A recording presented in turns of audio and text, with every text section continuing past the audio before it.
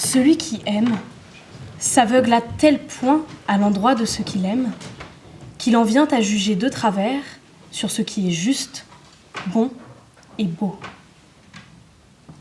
Mais nous quittons ici le domaine de la philosophie platonicienne pour entrer dans la perversité. Monsieur le Président, Mesdames, Messieurs les membres du tribunal, dans cette affaire, Monsieur Couche-Toila a abusé de l'état de faiblesse de Madame Liliane Chassacourt par un vil biais, celui de faire croire à un amour naissant, une idylle parfaite, pour in fine s'approprier sournoisement les fruits de la prospérité de Madame Chassacourt.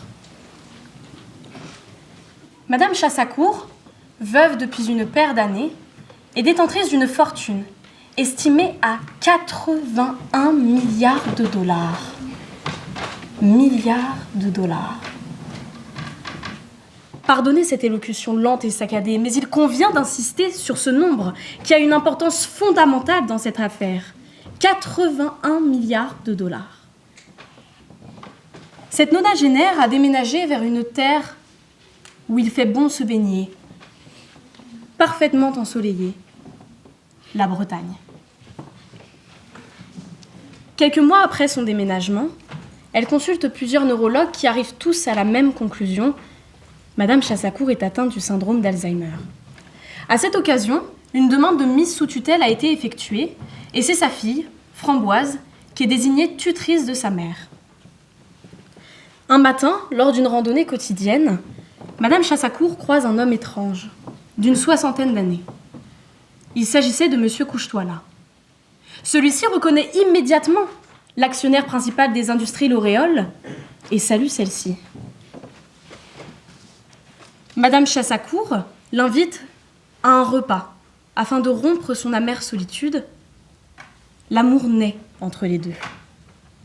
Enfin, c'est ce que Monsieur Couche-Toila laissait paraître. Madame Chassacourt, mordue de cet homme, lui offre une multitude de biens hors de prix. Générosité, semble-t-il. Que nenni. Le mot d'ordre est l'illusion. Cet homme joue des sentiments de cette pauvre femme amoureuse. Il en vient même à demander à une amante de 30 ans de plus que lui, atteinte du syndrome d'Alzheimer, d'organiser et payer un voyage de noces dont ils bénéficieront tous deux après tout ce qu'elle a déjà dépensé pour lui. Merveilleux. Que dis-je ? Splendide. Un maître de l'illusionnisme qui ne joue pas avec une pièce d'1 euro derrière l'oreille d'un enfant, mais avec les millions d'euros d'une femme de 90 ans. Toutefois, cette union se heurte à la fille et tutrice de Liliane, Framboise, qui voit en Jean-Marie un vil personnage, dont sa mère, prise de son éprise, se croyait éprise. Framboise semble être pourvue de ce don que bien des femmes partagent, cet instinct féminin. Un pressentiment que tous nient, mais qui, au final, est authentique. Monsieur Couche-Toila est un manipulateur, un usurpateur. Mesdames, messieurs, membres du tribunal, aujourd'hui vous condamnerez Monsieur Couche-Toila pour abus frauduleux de l'état de faiblesse de Madame Chassacourt sur le fondement de l'article 223-15-2 du Code pénal, car elle est captive d'un amour illusoire qui s'est métamorphosé en une toile d'illusions toxiques. L'infraction réside en plusieurs critères que cette affaire remplit pleinement. Tout d'abord, l'abus frauduleux de l'état de faiblesse commis par Monsieur Couche-Toila est caractérisé par le fait que Madame Chassacourt revêt 2 volets de l'article, à savoir une personne d'une particulière vulnérabilité due à son âge et à une maladie. Madame Chassacourt est ainsi perçue comme une personne vulnérable aux yeux de la loi, celle-ci étant une nonagénaire atteinte du syndrome d'Alzheimer, mais qui plus est, sous tutelle. Les facettes de cette situation sont apparentes et bien connues de l'auteur de l'abus, Monsieur Couche-Toila. Par ses actions, il déploie des techniques visant à altérer le jugement de celle-ci, la conduisant à des actes préjudiciables. Monsieur Couche-Toila utilise des manipulations et des manœuvres afin de faire croire à cette femme qu'il éprouve des sentiments à son égard dans le but unique d'obtenir des présents luxueux. Le délit est parfaitement caractérisé, tant dans son aspect matériel qu'intentionnel, et il convient de condamner M. Couche-Toila pour ce délit infâme. J'entends déjà la défense plaider qu'il n'y a aucun abus de faiblesse, mais un amour indiscutable, qui n'est pas commun et qui s'illustre par de nombreux présents dont il convient de profiter avec une telle fortune. Des cadeaux luxueux, des voyages, un amour qui sortirait simplement de l'ordinaire. Mais l'amour se réduit-il à des voyages, des cadeaux et des richesses? N'est-il pas avant tout spirituel, comme l'ont illustré Orphée et Eurydice? Il semblerait que M. Couche-Toila adopte une perspective royale de l'amour, où il incarnerait le prince, comblé de richesses, sans aucune considération pour la réciprocité. Je ne nie pas l'amour que Madame Chassacour a pu porter à cet homme. Ce que j'affirme ici, devant vous, est que M. Couche-Toila n'a fait qu'exploiter la richesse de celle-ci à des fins personnelles. Entre tableaux, sculptures, voyages de noces et potentiel héritage, il a réussi à manipuler l'esprit de cette pauvre femme, qui croit redécouvrir l'amour après la mort de son mari, qui croit dur comme fer à la réciprocité de cet amour. Cette femme qui a 30 ans de plus que lui, une fortune incommensurable, atteinte du syndrome d'Alzheimer et sous tutelle. Tous ces facteurs permettent à M. Couche-Toila d'altérer le bon sens de cette femme pour qu'elle fasse, mais surtout paye ou offre tout ce qu'il désire.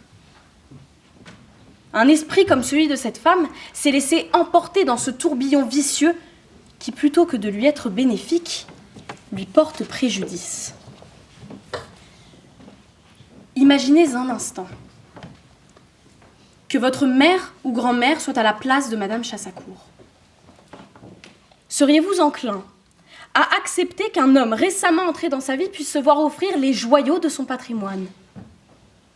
Ne trouveriez-vous pas suspect que votre mère ou grand-mère dilapide une part conséquente de sa fortune pour un homme dont les attentions semblent plus axées sur le matériel luxueux que sur l'amour? Cela semble inacceptable. Et c'est la position que j'adopte ici, aujourd'hui, devant vous, membres du tribunal. Condamner M. Couche-Toila, c'est montrer à la société que la justice protège les vulnérables contre les corrompus.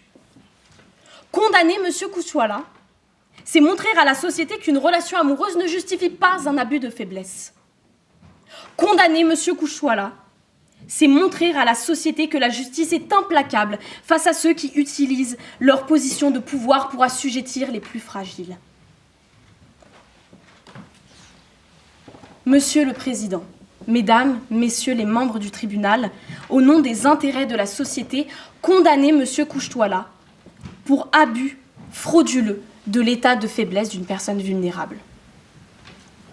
L'article 223-15-2 du Code pénal prévoit une peine de 3 ans d'emprisonnement et de 375 000 € d'amende. Mais la bonne foi est de mise. Et nous prenons en compte l'amour sincère qu'a pu porter Madame Chassacour à cet homme. Et notre dessein n'est pas de la peiner plus qu'elle ne l'est déjà. Et au vu des circonstances, il convient d'appliquer une peine proportionnée. Nous vous demandons donc une peine de 6 mois d'emprisonnement, à l'image de l'emprise que cet homme a pu avoir sur Madame Chassacour pendant 6 mois de relation, et une amende de 500 € qui lui permettra de s'affranchir vis-à-vis de la société, sans pour autant que cette somme ne le spolie, comme il a pu le faire subir à Madame Chassacour.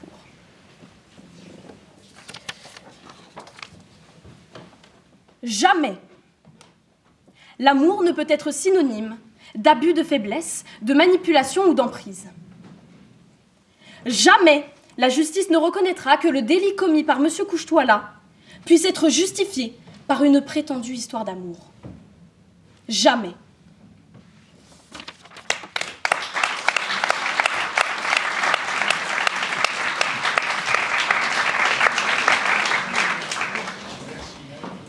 La vie, l'amour, Se sentir jeune à nouveau, loin du boulot, des cristaux et du chaos. Se coucher amoureux, se réveiller à deux, être heureux, précieux. Jouer avec l'éternel et surtout être essentiel. Monsieur le Président, Mesdames, Messieurs les membres du tribunal, aujourd'hui la balance de la justice doit départager le vil intérêt patrimonial et le véritable amour. On vous parle de mensonges, de mauvaise foi, de manœuvres, mais ne vous précipitez pas, car la vertu ne s'impose pas, elle s'éprouve à l'épreuve des faits. Comme André Gide, croyez ceux qui cherchent la vérité, doutez de ceux qui la trouvent. Madame la procureure vous a asséné une vérité, sa vérité. Ou plutôt la vérité d'une pauvre petite fille riche, déformée par une vie en dehors du monde où la valeur ne se pèse qu'en espèces. Framboise Chassacour, qui sous couvert de défendre les intérêts de sa mère, de sa génitrice, de protéger la personne qui serait abusée, piétine la vie, l'honneur, le cœur et les intentions de mon client que je vous démontrerai pures et vertueuses. Jean-Marie rencontre Liliane un matin brumeux mais loin d'être pluvieux. Ce fut un véritable coup de foudre qui laissa place à une relation saine et durable, loin de brouhaha et de l'apparat parisien. Après l'installation d'une confiance réciproque et un emménagement dans la vide demeure de Madame Chassacour, celle-ci lui fait des cadeaux, comme tous les couples en train de se former. Au vu de la fortune de l'une et des intérêts partagés, il se trouve de manière totalement fortuite que ce sont des œuvres d'art. Mais la fille de la généreuse, tutrice légale, remet en cause la volonté amoureuse de sa mère et les nobles desseins de mon client. Elle ne perçoit dans cette histoire que fraude aux sentiments et spoliation de patrimoine. Attaquons-nous donc à l'abus de faiblesse, article 223-15-2 du Code pénal. Est considéré comme frauduleusement abusif le fait d'utiliser pour son intérêt exclusif l'état d'ignorance ou de faiblesse d'une personne pour la conduire à un acte, le don de tableaux et de sculptures dans notre cas, qui lui serait gravement préjudiciable. Il est de plus nécessaire que la particulière vulnérabilité due à l'âge, une maladie ou à une déficience par exemple, soit apparente ou connue de son auteur. Il s'agira alors d'établir que l'infraction n'est pas caractérisée en abordant en premier lieu l'état de faiblesse, puis l'abus frauduleux et enfin le préjudice subi. Madame Chassacour est-elle une femme en état de faiblesse ou d'ignorance ? Cela dépend du point de vue. Musset ne chantait-il pas qu'il n'y a de vrai que de déraisonner d'amour ? Ne dit-on pas que l'amour est aveugle, que la chair est faible ? N'importe quel amoureux ne présente-t-il pas un certain état d'ignorance de l'autre et de faiblesse face à la force des sentiments ? Mais l'important, pour ce tribunal, est d'évaluer la réalité de la vulnérabilité de Madame Chassacour.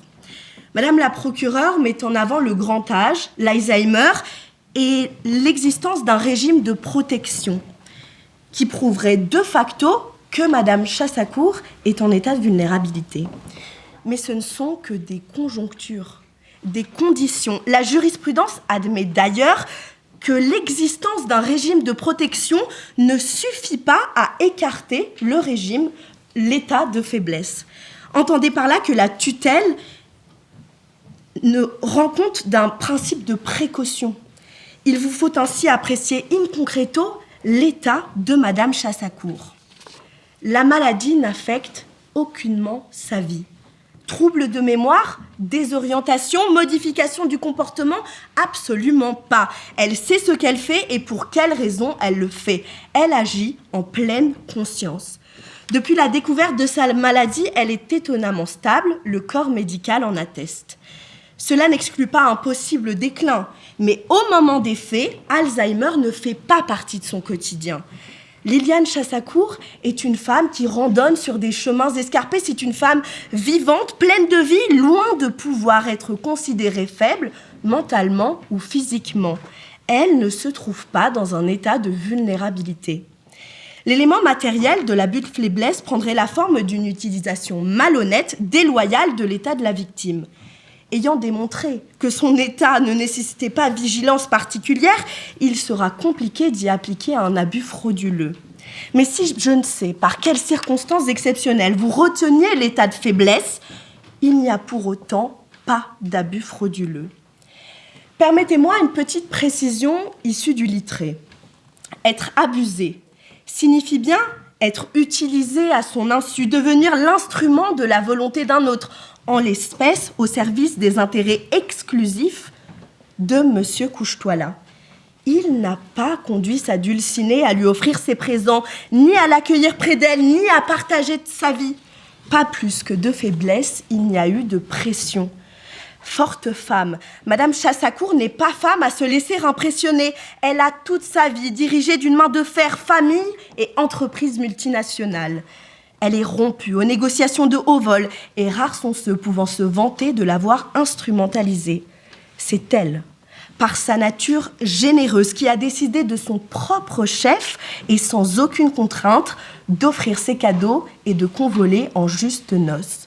Dans ce dossier, il n'y a aucune trace d'abus frauduleux, aucune. L'élément moral de l'abus de faiblesse est quant à lui déterminé par le caractère volontaire de l'infraction. Mon client devait avoir connaissance de l'état de vulnérabilité de Madame Chassacour et n'entretenir la relation qu'en vue d'obtenir un avantage, non. Je ne peux pas laisser Madame la procureure dévoyer de la sorte l'honneur et les intentions de mon client. Son seul moteur, sa seule intention, c'est l'amour. Rendre cette femme heureuse, lui donner un second souffle. Jean-Marie connaît Liliane et l'accepte comme elle est. Il vit avec elle tous les jours, partage sa vie, son quotidien, prend soin d'elle. À aucun moment, il n'y a eu d'intention frauduleuse, de volonté de nuire ou d'abuser d'un supposé état de vulnérabilité.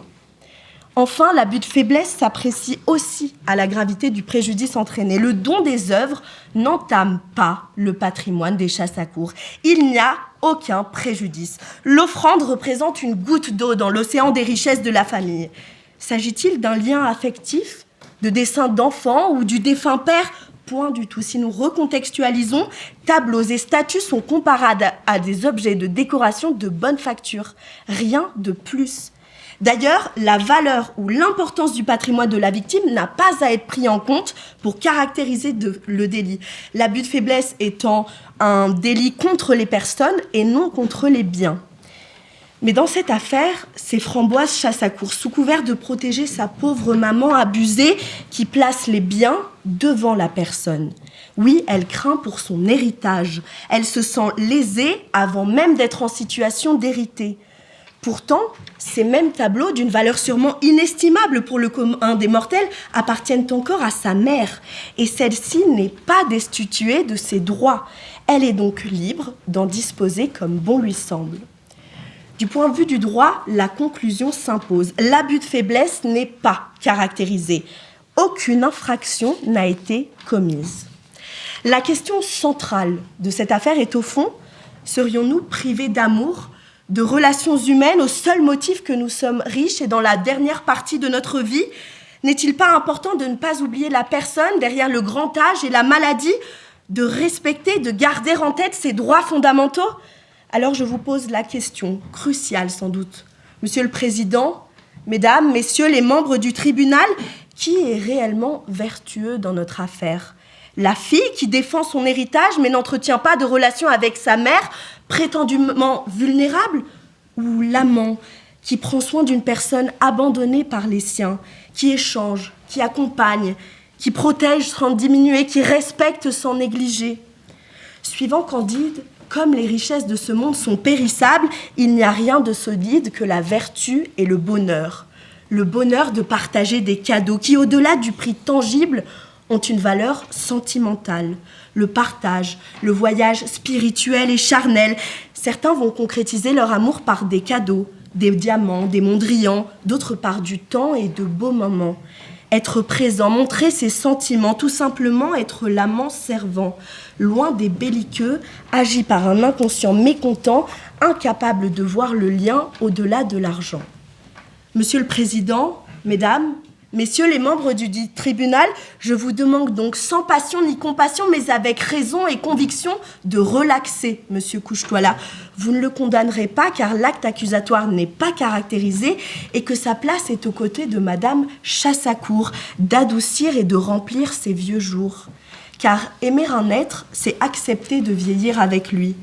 Et comme l'écrivait si bien George Sand, Un grand amour rend léger tous les maux qui nous semblent trop lourds à porter seuls.